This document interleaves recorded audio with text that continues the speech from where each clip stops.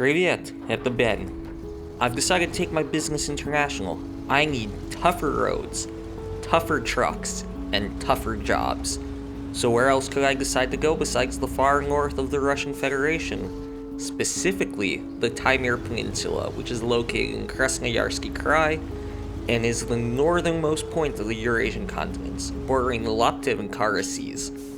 Taymyr has a population of only 30,000 people within an area of 400,000 square kilometers, meaning helping hands will be few and far between.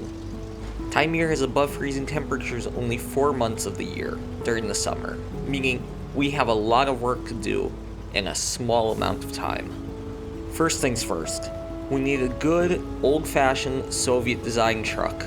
They were made for the harsh conditions of the Rossiyski Krayny Sever, or the Russian far north. Luckily, from my rudimentary studies of Russian before I took this job, I was able to speak with a local in broken Russian and was told about his cousin's Kraz 6443. His cousin, a local mechanic with a penchant for breaking things, tried to get the truck running even better, and while testing it out in the local swamps, managed to hydrolock the engine in the swamps, meaning that water got into the engine cylinders. Seeing as how water is an incompressible liquid, when water meets fast-moving engine piston, you get broken pistons and broken engines. He'll give us the truck if we manage to get it out. Let's get to work on restoring it for our own use. This is what Russians call Ruskaya Smekalichka, a simple, ugly solution made with the tools at hand as opposed to just building a normal bridge.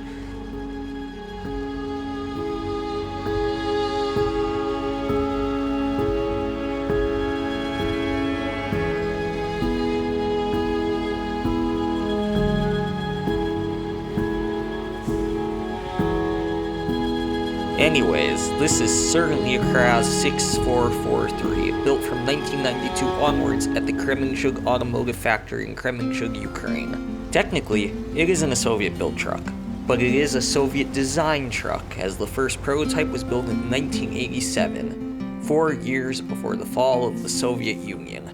Unfortunately, I'll need to bring the Pacific P-16 over here to pull this thing back to the garage. Thank goodness I was able to ship most of my fleet over here. We did need to take out a loan for it, as all of the import fees and paperwork were not cheap at all, but I feel it was worth it in the end.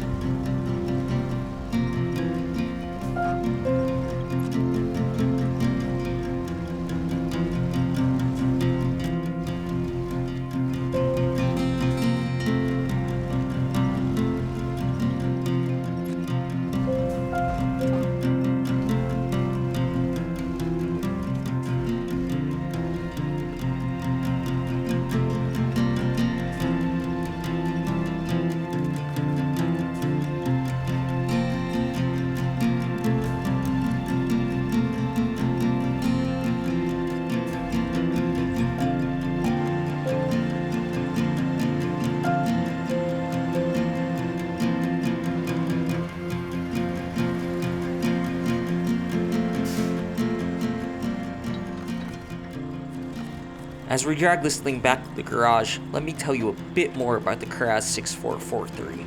It has a 14.9-liter YAMZ diesel V8 engine, making 330 horsepower and 900 foot-pounds of torque. It has always-on all-wheel drive and always-on differential locks. The Kremenchug Automobile Factory is well known for their extremely off-road capable trucks.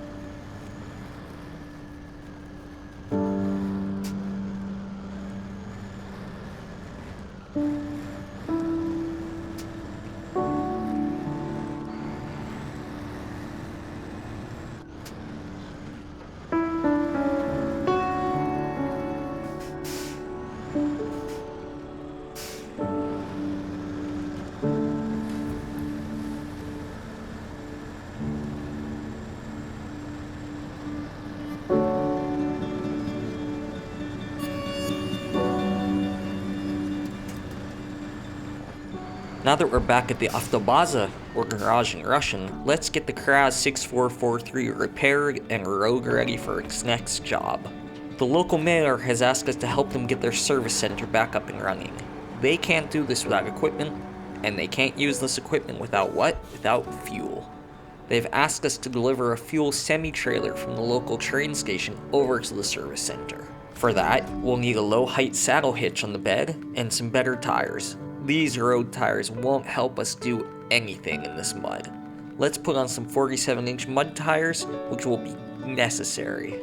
She's a bit beat up on the exterior, but after our repairs, she purrs like a kitten, and she'll do just fine.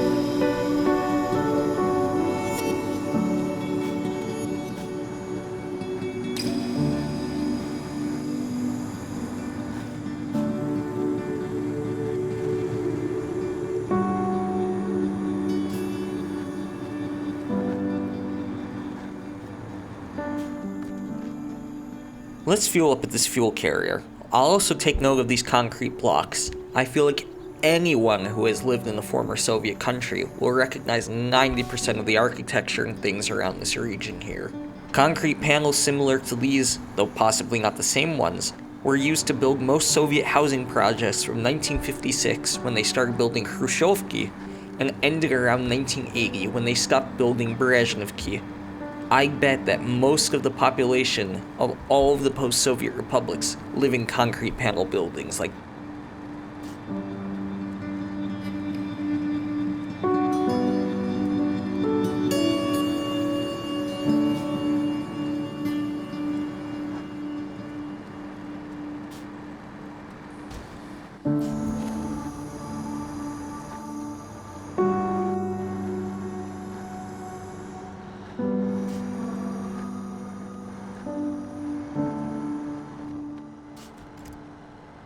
the mud here is bad, and it's just a little bit of a prelude of what's to come.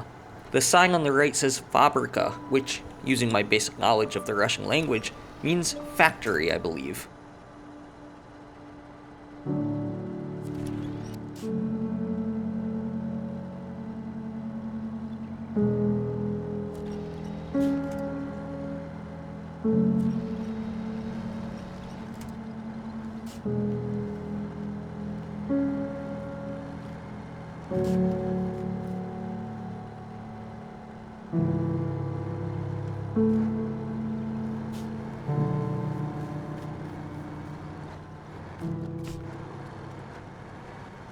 We dropped off the fuel carrier, and now the workers taking care of this place while we're getting repairs done are telling us we can buy fuel from them.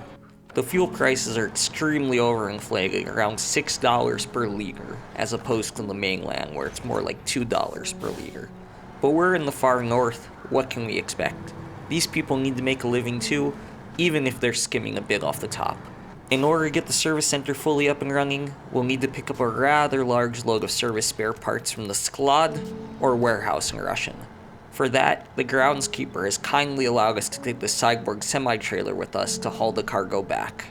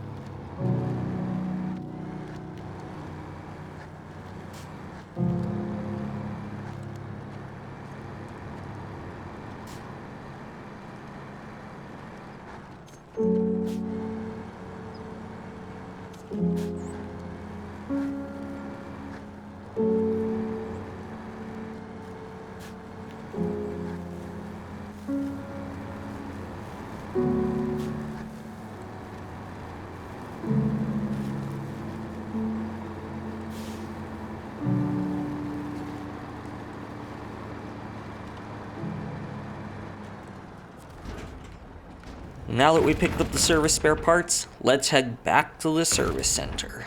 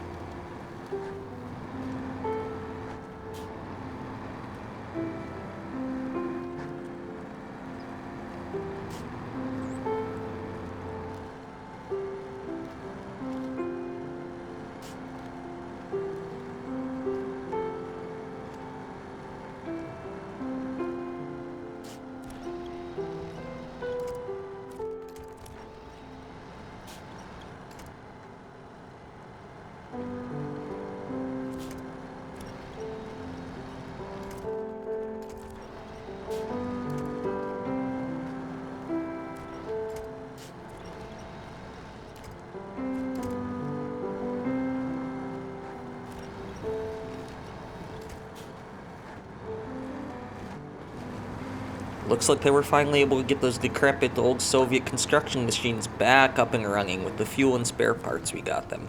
And they got the building built. The groundskeeper recommended that I scout out the area as I'm new here. Seeing as how this is an extremely remote area, the maps aren't very accurate, so we'll have to rely on God's gift to mankind, eyesight. He gave us the rough coordinates of a few watchtowers in the area and, rather sternly, suggested we go visit them to get a lay of the land.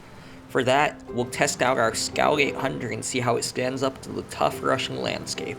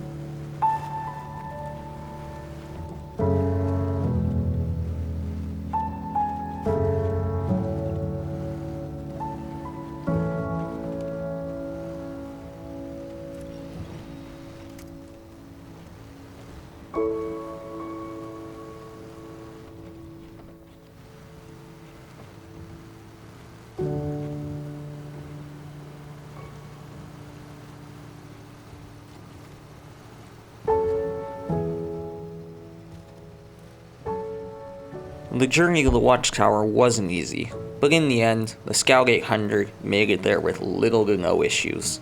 Let's enjoy the view from the watchtower, and we'll end the episode there. Thanks so much for watching, I'll see you guys later.